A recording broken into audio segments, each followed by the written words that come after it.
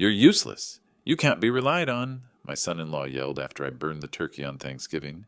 The guest froze, but I smiled, stood up, and replied, "Then why do you rely on me when you need money?" What he did next made me call 911. Before we continue, please subscribe to the channel and write in the comments what time it is where you are now. The oven door swung open with a metallic screech. Black smoke billowed out in thick clouds, carrying the acrid stench of charred meat and burned stuffing. I pulled the turkey out with trembling oven mitts. The bird's skin cracked and blackened beyond recognition. The smoke alarm shrieked overhead. "What the hell is that?" Jonah's voice cut through the kitchen from the doorway. Behind him, Emma, Fred, and Sarah stood frozen, their faces shifting from holiday anticipation to horror. The destroyed turkey sat on the counter like evidence of some terrible crime. "I fell asleep," I said quietly, setting down the ruined bird. "My phone died. I'm sorry." "Sorry?" Jonah stepped closer, his face flushing red. "Sorry doesn't fix Thanksgiving, Willard. 24 people are coming here in 2 hours. Priscilla appeared beside him, her hand flying to her mouth. "Dad? Oh no. The guests? They're already starting to arrive." "I can drive to the store," I offered. "Maybe they have pre-cooked turkeys, or we could—" "Drive to the store?" Jonah's laugh was sharp, bitter. "On Thanksgiving afternoon? Everything's closed, you senile old man," Emma gasped. Fred stepped forward, his face darkening. "Now wait just a minute." But Jonah wasn't finished. He grabbed the turkey by its charred leg and hurled it toward the trash can. It missed, splattering grease across the kitchen floor. "This is exactly what I should have expected from you. Absolutely nothing you touch works out right." "Jonah, please." Priscilla reached for his arm, but he shook her off. "No, Pris. I'm done pretending this man is reliable. Look at this mess. Look at what he's done to our holiday." I stood perfectly still, absorbing each word like physical blows. The smoke continued to pour from the open oven, but nobody moved to turn it off. Sarah covered her mouth with both hands. Emma's eyes filled with tears. "I said I was sorry," I repeated, my voice steady despite the humiliation burning in my chest. "I'll find a solution. There has to be something." "Solutions?" Jonah spun around to face me fully. "You think throwing money at problems fixes everything, don't you? Well, this time your checkbook can't save the day." The kitchen fell silent except for the persistent smoke alarm. Fred finally reached over and turned off the oven, but the damage was done. The smell of failure hung in the air like an accusation. "That's enough," Emma said firmly, but Jonah ignored her. "You know what your problem is, Willard. You promise things you can't deliver. You act like some kind of hero, but when it actually matters, when people are counting on you, you fall asleep on the job." His words hit something deep in my memory. All those times he'd called me reliable, dependable, his savior. All those crisis phone calls when he needed money, needed help, needed someone to bail him out of another financial disaster. The hypocrisy of his accusations struck me like lightning. "Reliable?" The word came out quieter than I intended, but it carried weight. "You want to talk about reliable, Jonah?" "Reliable?" The word echoed in my mind as I stared at Jonah's furious face. Suddenly I wasn't standing in the smoky kitchen anymore. I was back in my small apartment in 2019, watching Jonah pace my living room with tears in his eyes. "I don't know what else to do, Willard.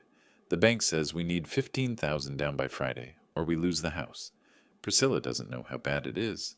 The kids—" His voice had cracked then, all his pride stripped away. I'd written the check without hesitation. $15,000 from my modest savings, handed over with no contract, no timeline for repayment, just trust between family members. "I'll never forget this," he'd promised, gripping my hand. "You're saving our whole future." But he had forgotten. 2 years later, he was back. "It's Tommy's tuition," he'd explained over coffee at the diner near his office. $8,000 for the spring semester. His scholarship fell through, and if we can't pay by Monday, he'll have to drop out. Again I'd said yes. My grandson's education was worth any sacrifice. The money came from my retirement fund this time. But what did an old man like me need with luxuries? "Dad, you're a lifesaver," Priscilla had called to thank me. "Jonah says you're the most generous man he knows." The most generous man he knew, right until his car broke down in 2022. "The transmission is shot," he'd said over the phone, calling from the mechanic's shop. They want $3,500 to fix it, and I need the car for work. I'm desperate here, Willard. Desperate. That word came up a lot in Jonah's vocabulary when he needed something. I'd driven straight to the shop and paid cash, watching relief flood his face like sunlight after a storm. You always come through, he'd said, pumping my hand. I don't deserve a father-in-law like you. No, he probably didn't. The worst was last winter. Priscilla's surgery, the one her insurance only partially covered. $12,000 in medical bills that Jonah couldn't handle on top of his other debts. I'd met him at the hospital billing office, pulling money from my dwindling retirement account while Priscilla recovered upstairs. He'd cried then, real tears of gratitude and shame. I'll pay you back, he'd whispered. Every penny. I swear on my children's lives.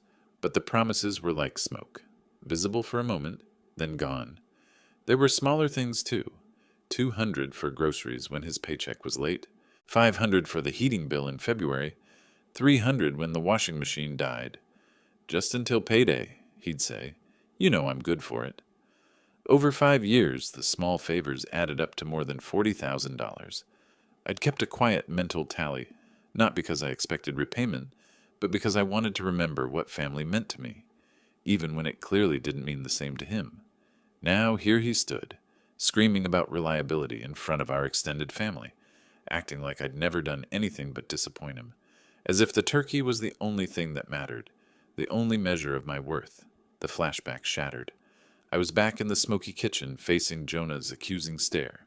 Yes, I said, my voice stronger now. Let's talk about reliable. 8 hours earlier, the November morning had been perfect. Frost sparkled on car windshields throughout the suburban neighborhood as I drove through the empty streets at 9 a.m. Holiday decorations hung from every porch, and the smell of wood smoke from fireplaces drifted through my open window. The Thompson house looked welcoming from the outside. Warm light glowed in the kitchen windows, and I could see Priscilla moving around inside, already busy with preparations. She met me at the door with a coffee mug and a grateful smile. Dad, you're wonderful for doing this.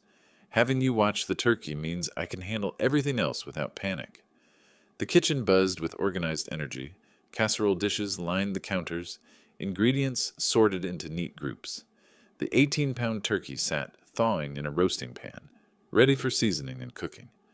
Morning, Willard. Jonah appeared in the doorway, tie loosened, coffee in hand. His greeting was polite but cool. Hope everything goes smoothly this time. I ignored the subtle jab. It will. What time do the guests arrive? 5:30, Priscilla answered, pulling herbs from the refrigerator. That gives us plenty of time. The turkey needs to go in at 2:30, cook for 3 hours at 3:50. She walked me through the process, step by step. Herb seasoning rubbed under the skin, butter brushed over the top, aluminum foil tent for the first 2 hours. I listened carefully, nodding at each instruction. Set your phone alarm for exactly 30 minutes before you need to flip it, she said. Dad, this is crucial. The timing has to be perfect. I pulled out my phone and set the alarm. The battery showed 23%, but that would be plenty for a few hours. Turkey, 30 minutes, I typed into the reminder. Jonah lingered in the kitchen doorway, checking his own phone. I've got some work calls to make, then I need to run a few errands. You'll be okay here alone, right? There it was again, that hint of doubt disguised as concern. I'd been cooking holiday meals since before he was born, but somehow Jonah always found ways to question my capabilities. He'll be fine, Priscilla said firmly. Dad's made more Thanksgiving dinners than both of us combined. She was right. 40 years of marriage to my late wife had taught me every holiday tradition, every cooking technique needed for a perfect meal. This turkey would be no different. I should start the stuffing prep, Priscilla continued, tying an apron around her waist. Dad, you just focus on the turkey. Nothing else matters as much as getting that bird perfect. We worked together in comfortable silence, her hands moving efficiently through vegetable chopping, while I prepared the turkey seasoning.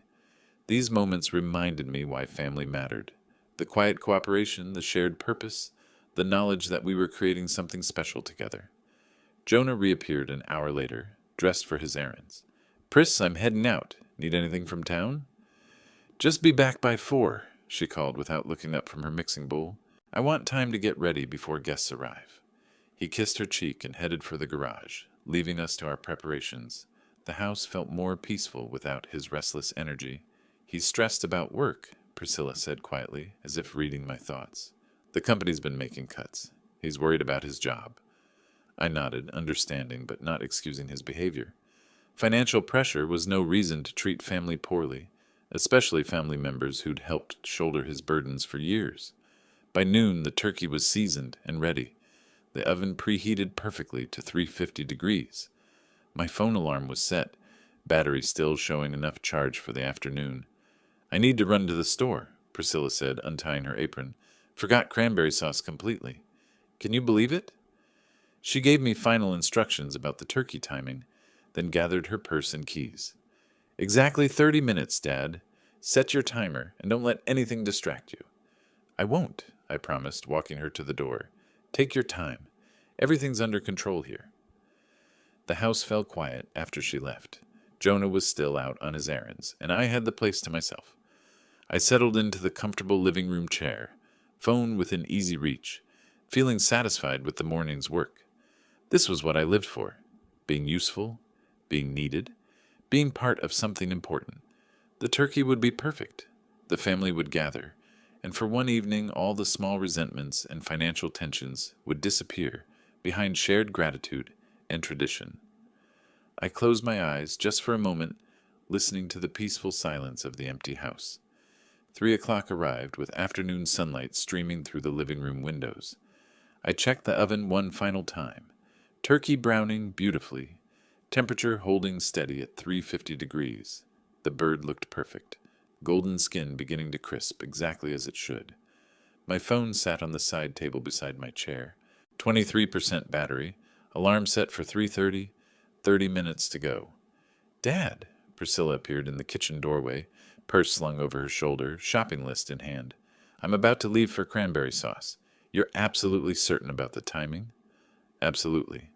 I stood and walked with her toward the front door. 30 minutes exactly. I've got this, honey. She paused at the door, keys jangling in her hand. You know what?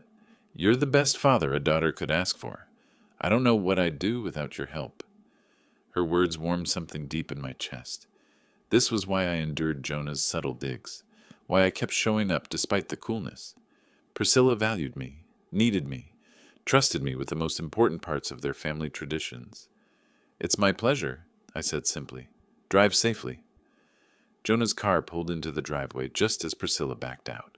He waved at her through his windshield, then climbed out carrying a small hardware store bag, his errands apparently complete. How's everything going in there? He asked, nodding toward the house. Perfect. Turkey's right on schedule. He nodded, but I caught something in his expression, a flicker of doubt, maybe hope that something would go wrong. Well, I guess we'll see, won't we? Yes, we will. I kept my voice level, refusing to take the bait. Jonah headed inside, leaving me standing on the front porch. The suburban street stretched quiet in both directions, most neighbors probably deep in their own holiday preparations. A few cars passed, families heading to their own Thanksgiving gatherings. I returned to my chair in the living room. 3:15 now. 15 minutes until the alarm would sound, reminding me to check the turkey's progress. Everything was proceeding exactly as planned. The house settled into peaceful afternoon quiet. No television noise, no conversation, just the distant hum of the oven and the occasional creak of settling wood. This was the kind of silence I appreciated. Purposeful, not lonely. The silence of a man trusted with important work. Through the kitchen doorway, I could see the oven light glowing steadily. The turkey would be developing that perfect golden brown color by now, skin tightening and crisping while the meat stayed tender underneath. 3 hours of careful cooking would produce the centerpiece everyone expected. My phone showed 3:20. 10 more minutes. Jonah moved around upstairs, probably changing clothes or making those work calls he'd mentioned. I was grateful for his absence. These moments of responsibility felt pure when I didn't have to navigate his passive-aggressive comments or thinly veiled doubts about my capabilities. The afternoon light began to shift, taking on that golden quality that comes before evening. Soon the house would fill with family voices, laughter, the clatter of serving dishes and silverware. Emma would compliment the turkey, Fred would ask for seconds, Sarah would help serve the children. But first, I had to deliver on my promise. 30 minutes exactly, just as Priscilla had instructed. The timer would sound, I'd check the turkey's progress, maybe baste it one more time, then return to my chair to wait for the final hour of cooking. Simple. Straightforward. Exactly the kind of task I'd been handling successfully for decades. 3:25. 5 more minutes. I leaned back in the comfortable chair, feeling the satisfaction that comes from a job being done right. The morning's preparations had gone smoothly. The turkey was cooking perfectly, and in a few hours the whole family would gather around a table I'd helped make possible. This was what reliability looked like. This was what being trustworthy meant. 3:30 approached on the clock across the room. The afternoon warmth crept through the living room like a gentle blanket.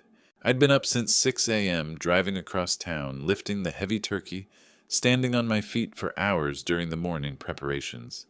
The comfortable chair cradled my tired body perfectly. My eyes grew heavy. Just a brief rest, I told myself. The alarm would wake me in 30 minutes. Plenty of time to check the turkey, make any needed adjustments, then wait for the final cooking phase. The house hummed quietly around me. Oven working steadily, refrigerator cycling on and off, the subtle sounds of a home functioning exactly as it should. My breathing deepened. The phone sat securely on the side table. Timer set, everything under control. 3:45 came and went. 4 o'clock passed silently. My phone screen flickered once, twice, then went completely dark as the battery finally died. No alarm, no vibration, nothing. In the kitchen, the turkey continued cooking. Golden brown shifted to dark brown. Dark brown became black at the edges. The skin cracked and split, releasing juices that sizzled and burned on the oven floor. 4:30 arrived with the first wisps of smoke curling from the oven vents. The smell began subtle, slightly overcooked meat, a hint of charred stuffing. By 4:45, gray smoke filled the kitchen, drifting into the living room where I slept peacefully, completely unaware. The turkey transformed from holiday centerpiece to disaster. Skin blackened and peeled away from the meat. Stuffing turned to charcoal. The smoke detector should have sounded, but the battery had died months ago. Another small household maintenance item that somehow got overlooked in the rush of daily life. 5 o'clock. The acrid smell finally penetrated my unconscious mind, creeping into dreams that turned dark and confused. Something was wrong. Something was burning. My eyes snapped open. Smoke. Thick, choking smoke filling the living room. The smell hit me like a physical blow.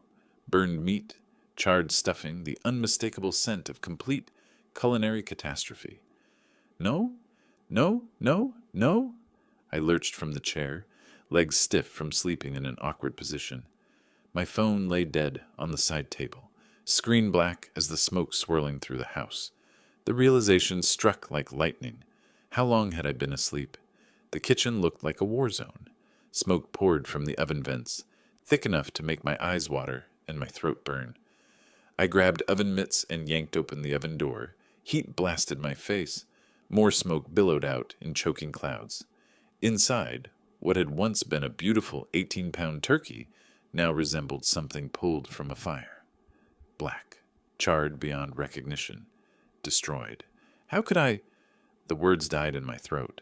I pulled the ruined bird from the oven, setting it on the stovetop with shaking hands. The metal roasting pan was scorched black underneath. Grease had burned and blackened on the oven floor. The smell was overwhelming, acrid, sharp, the kind of smoke that would linger in fabric and furniture for weeks. Windows. I needed windows open immediately. Racing through the house, I threw open every window I could reach. Cool November air rushed in, but it would take hours to clear the smoke completely. Hours we didn't have. I grabbed my phone, desperately pressing the power button. Nothing. Completely dead. 5 o'clock. Priscilla would return soon. Guests were expected at 5:30. In 30 minutes, the house would fill with family members, expecting a perfect Thanksgiving dinner. And instead, they'd find this: smoke, destruction, and the charred remains of their holiday centerpiece. The turkey was beyond salvation. No amount of scraping or sauce could disguise this level of burning. We needed a replacement immediately. Maybe the grocery store would still have pre-cooked turkeys available. Maybe I could drive fast enough to find something, anything, to salvage the dinner. It was Thanksgiving afternoon, but surely somewhere. Car doors slammed in the driveway. My heart sank. They were back early. Through the front window, I watched Priscilla step out of her car, cranberry sauce bag in hand, smile bright with satisfaction at a successful shopping trip. Behind her, Jonah emerged from his own vehicle, followed by Emma, Fred, and Sarah, all arriving together, 15 minutes ahead of schedule. Their cheerful voices carried across the lawn until they reached the front porch. Then silence. "Do you smell that?" Priscilla's voice carried through the door. "Something's burning." I stood frozen in the smoky kitchen, oven mitts still on my hands, the destroyed turkey cooling on the stovetop like evidence of criminal negligence. There was nowhere to hide, no way to minimize what had happened. The front door opened. "Dad!" Priscilla called out, concern replacing her earlier happiness. "What's that smell?" I walked to the kitchen doorway as they filed into the house. Priscilla saw my face first. The guilt, the ash stains on my shirt, the defeat in my posture. Her eyes widened as she took in the haze of smoke still hanging in the air. "Oh, no." The cranberry sauce bag slipped from her fingers. "Dad, what happened?" Emma appeared behind her, face creased with worry. Fred pulled Sarah back a step, both of them taking in the disaster with shocked expressions. Jonah pushed past them all, heading straight for the kitchen. "I fell asleep," I said simply. "My phone died. I'm so sorry." Jonah reached the kitchen first, his face going pale as he saw the blackened turkey. "Jesus Christ, Willard, look at this!" "Language," Emma scolded automatically, but her heart wasn't in it. Priscilla rushed to the oven, peering at the charred remains of what should have been their perfect holiday centerpiece. "How long were you asleep? How long was it cooking?" "I don't know. An hour? Maybe more." The words felt like confessing to murder. "The battery died. The alarm never went off." "An hour?" Jonah's voice climbed higher. "You overcooked our Thanksgiving turkey by an hour?" Fred stepped forward, practical as always. "Let's get more windows open. Clear this smoke out." He headed for the dining room windows, Sarah following to help. Emma moved to my side, her weathered hand touching my arm gently. "Accidents happen, Willard. Don't blame yourself too harshly." But Priscilla looked stricken, staring at the ruined turkey, as if it represented something much larger than dinner. "The guests will be here in 15 minutes. What are we going to do?" "I'll drive to the store right now," I offered desperately. "Maybe they have something pre-cooked, or—" "On Thanksgiving afternoon?" Jonah laughed bitterly. "Everything's been closed for hours. There's nothing open until tomorrow." The reality settled over us like the lingering smoke. No turkey meant no traditional dinner. No traditional dinner meant a ruined holiday for 24 family members who'd been looking forward to this gathering for weeks. "We could order pizza," Sarah suggested weakly from the dining room. "Pizza," Jonah repeated the word like a curse, "for Thanksgiving, with Emma and Fred and all the cousins coming. Pizza." Priscilla sank into a kitchen chair, her head in her hands. "I should have stayed. I should have checked on you before leaving." "No." I moved toward her, desperate to take responsibility. "This is completely my fault. I promised to watch the turkey and I failed. The phone dying is no excuse. I should have set a backup timer, should have stayed awake." Emma opened more windows while Fred returned from the dining room. "Smoke's clearing a bit," he reported. "House'll air out eventually." "Eventually doesn't help us tonight," Jonah muttered, staring at the blackened bird with disgust. The kitchen fell quiet except for the sound of fresh air flowing through open windows. Everyone seemed to be processing the magnitude of the disaster. Not just the ruined turkey, but the ruined holiday, the disappointed family members, the broken tradition.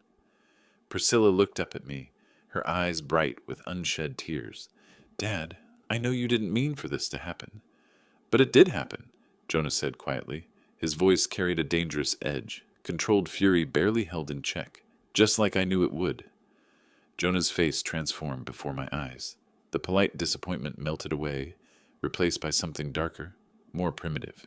His jaw clenched tight, his hands curled into fists at his sides. "You worthless old man!" The words exploded from him like gunfire. "You can't do anything right." Emma stepped backward, her hand flying to her chest. Sarah grabbed Fred's arm. Even Priscilla froze, shocked by the venom in her husband's voice. "Jonah, please," she started. "No." He wheeled around to face her, then back to me.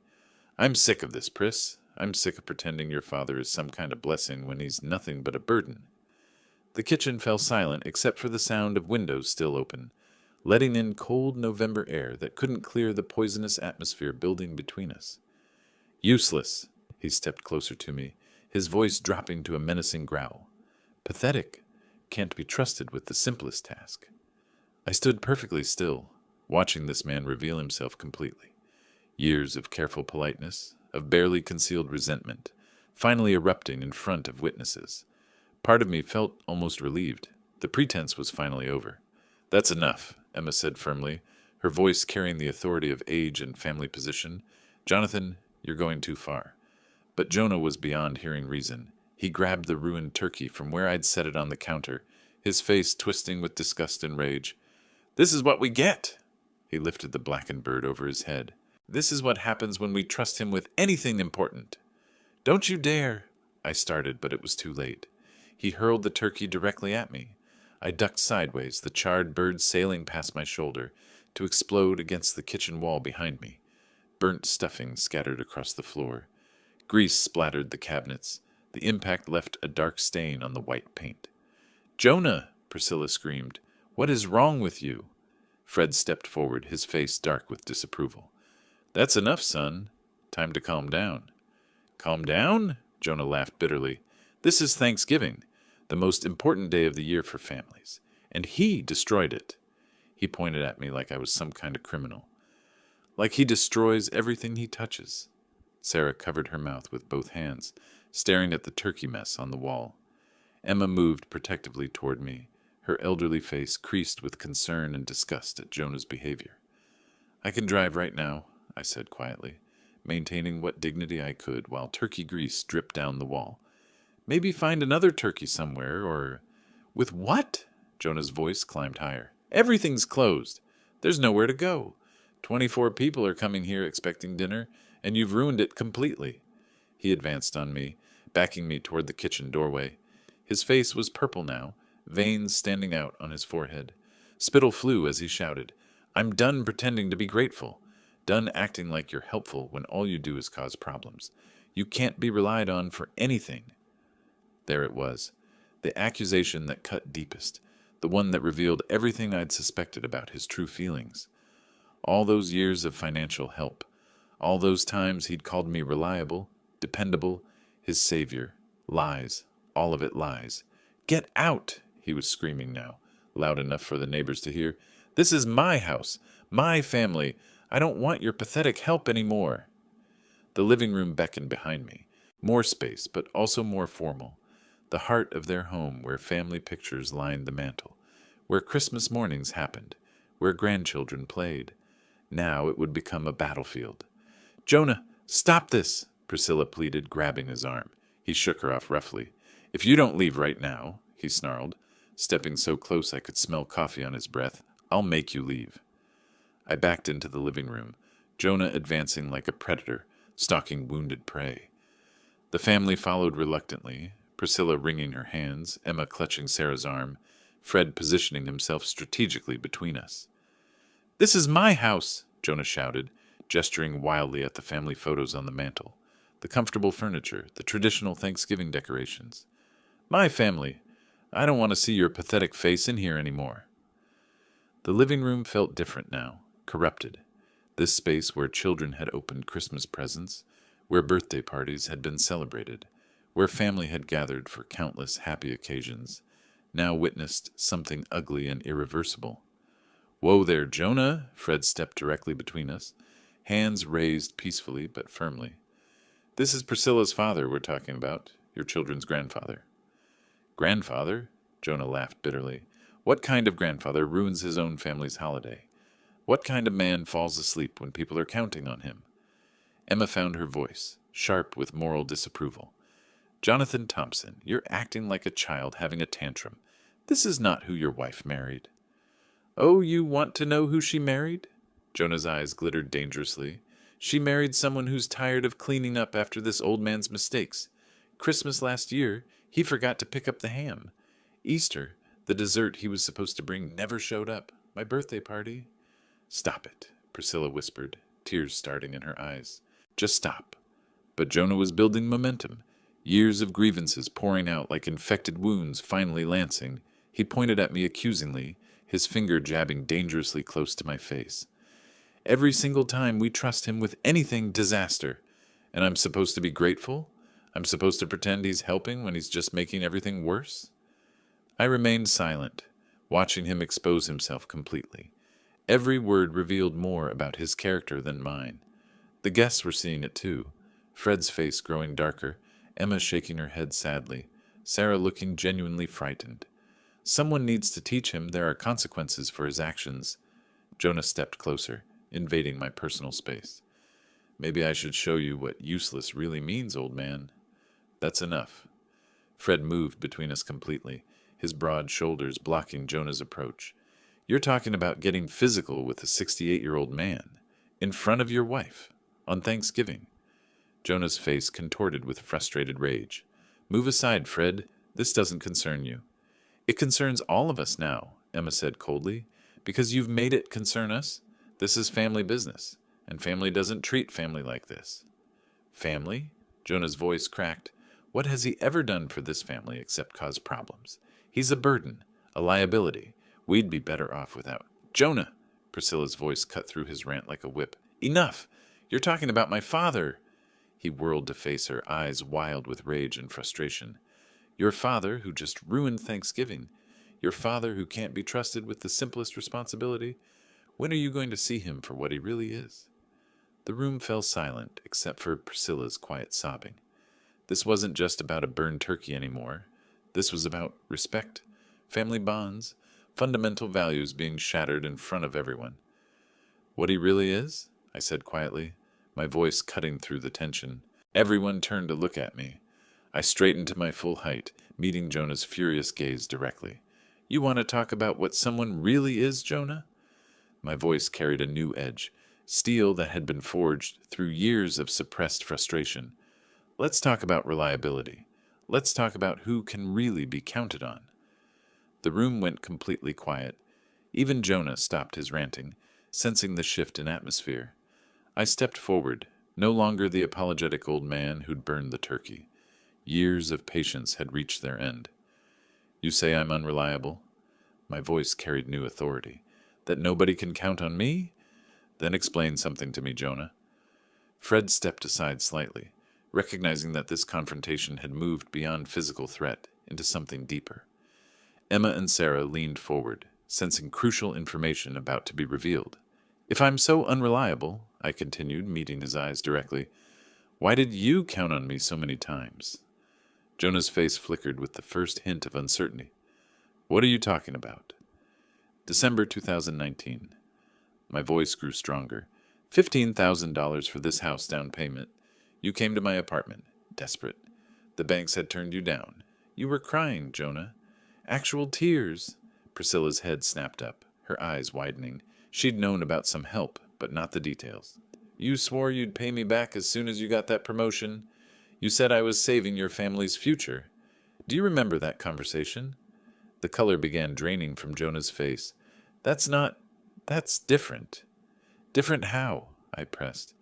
April 2021. $8,000 for Tommy's college tuition.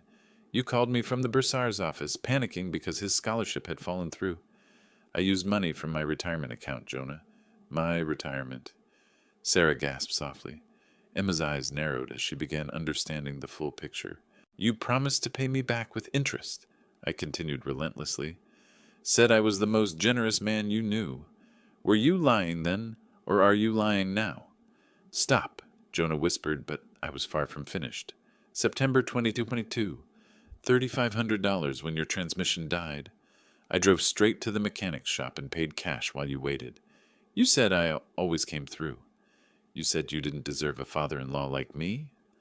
Priscilla stood frozen, pieces clicking together in her mind. Fred and Sarah exchanged meaningful glances, the financial pattern becoming clear. Last winter, I said, my voice growing quieter, but more powerful. $12,000 for the medical bills your insurance wouldn't cover. I met you at the hospital billing office while Priscilla was recovering upstairs. You cried again, Jonah. Swore on your children's lives you'd pay me back. The living room was utterly silent now. Everyone staring at Jonah, whose aggressive posture had collapsed into something smaller, cornered. Should I continue? I asked. The 200 for groceries when your paycheck was late? The 500 for heating bills? The 300 when the washing machine broke down? All those small favors that you promised were just until payday? Emma's face showed complete understanding now. Fred shook his head slowly, disapproval written across his features. $38,500, Jonah. The number hung in the air like an accusation. Over 5 years.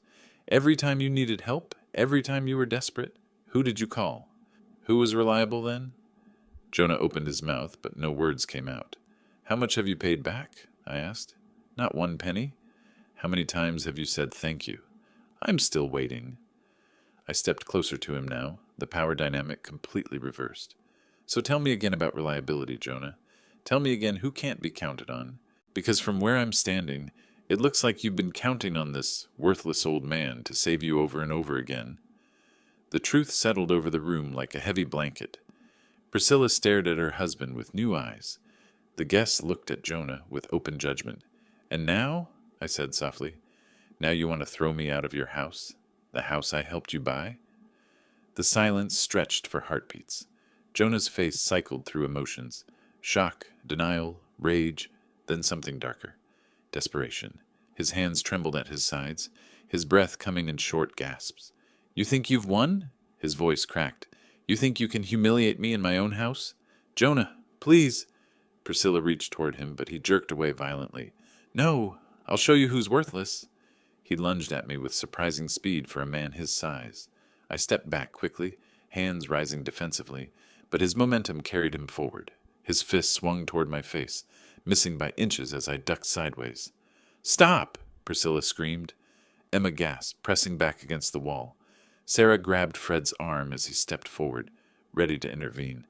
Jonah stumbled past me, spinning around with wild eyes. Fight me, old man! Let's see how reliable you are when it counts. I'm not fighting you, I said calmly, continuing to back away. You're upset. We can talk about this. Talk. He swung again, this time catching my shoulder with a glancing blow that sent me stumbling toward the dining room. I'm done talking. Done pretending you matter. The coffee table caught my legs. I went down hard, Jonah looming over me with raised fists. Fred rushed forward, grabbing Jonah's arms from behind. That's enough! Fred's voice boomed with authority. You've lost your mind. Jonah struggled against his brother's grip, elbowing backward, trying to break free. Let me go. He destroyed my life. He destroyed everything. Get back! Emma shepherded Sarah toward the front door. He's completely lost control. I rolled away from the coffee table, getting to my feet carefully. My shoulder throbbed where Jonah's fist had connected, but nothing felt broken. Around us, the living room had transformed into chaos.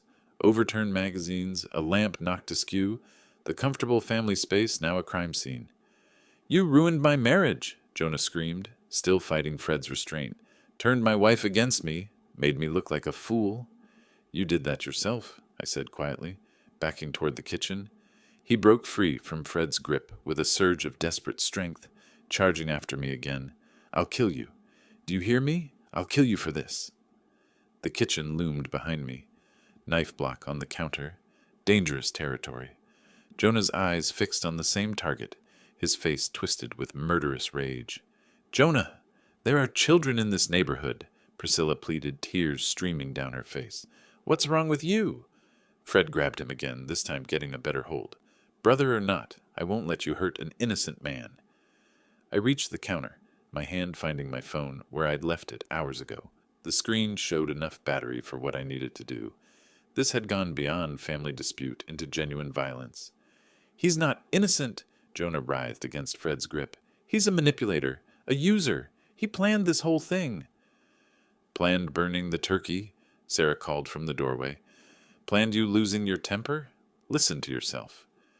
My fingers found 911 on the keypad, 3 simple numbers that would bring official help, formal consequences, an end to this nightmare. What are you doing? Jonah's eyes fixed on my phone with panic. Put that down. 911 emergency. The operator's voice came through clearly. What's your emergency? I need police at 1247 Maple Street. I said calmly, despite the chaos around me. Domestic violence. My son-in-law is attacking me. There are witnesses. No! Jonah's scream echoed through the house. 5 minutes felt like hours. Fred kept Jonah pinned against the kitchen counter, while I stayed on the line with dispatch. Priscilla paced the living room, wringing her hands. Emma and Sarah huddled near the front window, watching for squad cars. I can see them coming, Sarah announced. Red and blue lights flashed across the house, painting the holiday decorations in official colors. Car doors slammed. Heavy footsteps approached the front door. Police department! Open up! Emma unlocked the door quickly. 2 officers stepped inside, a tall woman with graying hair and a younger man built like a linebacker. Their eyes swept the scene professionally. Overturned furniture, frightened family members, obvious signs of struggle. I'm Officer Martinez, the woman said. Who called 911? I raised my hand. Willard Ross. That's my son-in-law there. He physically attacked me after a family argument. Is anyone injured? Officer Martinez approached me, noting my torn shirt and the red mark on my shoulder. Minor bruising, nothing requiring medical attention. The male officer moved toward Fred and Jonah. Sir, I need you to step away from him. Fred released his grip reluctantly. Officer, this man attacked his elderly father-in-law. I had to restrain him to prevent serious injury. Jonah straightened his clothing, trying to regain composure. This is all a misunderstanding. Family disagreement that got out of hand. Attempted assault isn't a misunderstanding, Martinez said firmly. She turned to me. Tell me exactly what happened. I spoke calmly, methodically. We had a disagreement about a ruined turkey dinner. I revealed that my son-in-law owes me over $38,000 in unpaid loans. He became enraged and physically attacked me, threatening to kill me. These family members witnessed everything. Martinez took notes while scanning the room. How many witnesses? 4. Fred stepped forward. I'm Fred Thompson, his brother. I watched Jonah throw food, then lunge at Willard with intent to cause harm. Emma found her voice. I'm Emma Ross, Willard's sister. I saw the entire incident. Jonah completely lost control. Sarah nodded agreement.